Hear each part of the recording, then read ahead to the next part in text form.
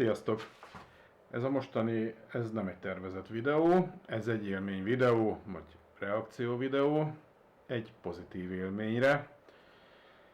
Megkeresett egy nézőm, eljött hozzám és hozott munkát, egy KTM elektromos kerékpárt, amely Bionix rendszerrel lett szerelve gyárilag. Többféle munka lesz a kerékpáron.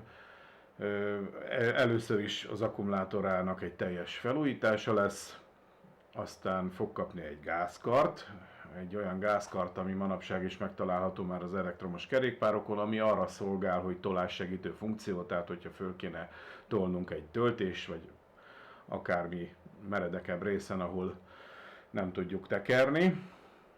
Azzal a kiegészítéssel, hogy át lesz programozva egy teljes értékű gázkarrá.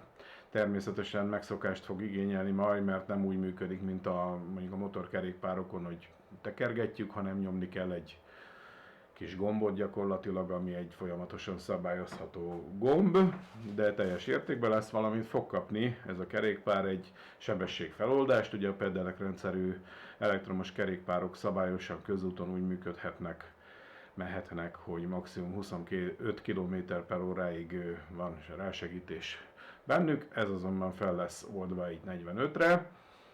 Az úriember azt mondta, hogy ő ezt hivatalosan le fogja papíroztatni, biztosítást fog rá fizetni, mert ő szeretné ezt a kerékpárt kerékpárként is, illetve segédmotoros kerékpárként is használni. Nagy élmény volt a találkozó, amikor megérkezett. Az autóból kiszállva már is egy ajándékot nyújtott át nekem, hiszen csatorna néző nem csak az akkumulátoros témákat, hanem mást is néz rajta, és mindjárt adott nekem egy ilyen kis ajándékot, tápegységgel, illetve 2 darab joystickkal együtt.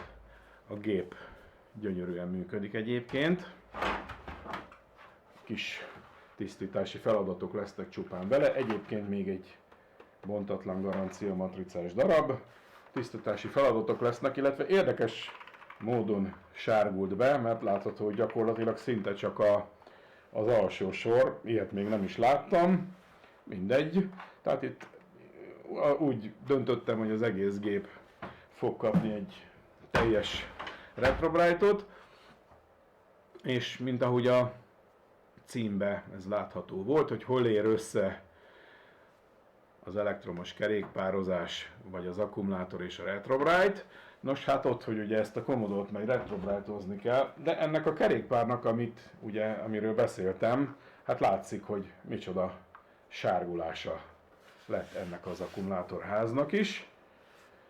A kedves tulajdonos azt mondta, hogy hát ő ezt lehet, hogy elvinné és lecsiszolná, lefestené. Mondtam, hogy hát adjunk neki egy esélyt, próbáljuk meg ezt a Retrobrite technológiát rajta, úgyhogy ez lesz az első ilyenen nekem is.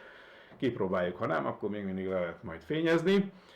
De visszatérve ide az élményekre, fantasztikus élmény volt vele találkozni, egy nagyon-nagyon jó fejember. Remélem, hogy lesz folytatás köztünk még a találkozókat tekintve. Innen is üdvözöllek, Laci, örültem nagyon, nagy élmény volt, köszönöm szépen. Most már jó néhány nappal később vagyunk. Volt vele küzdelem, sok adag szökítőszert kellett rátennem, de sikerült a Retrobrite. Úgy gondolom, hogy magáért beszél.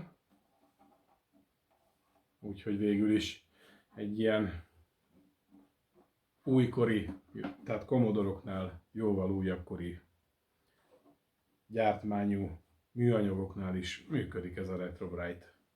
Tehát lehet ezt akár használni is. Úgyhogy az élmény videó véget ért. Sziasztok!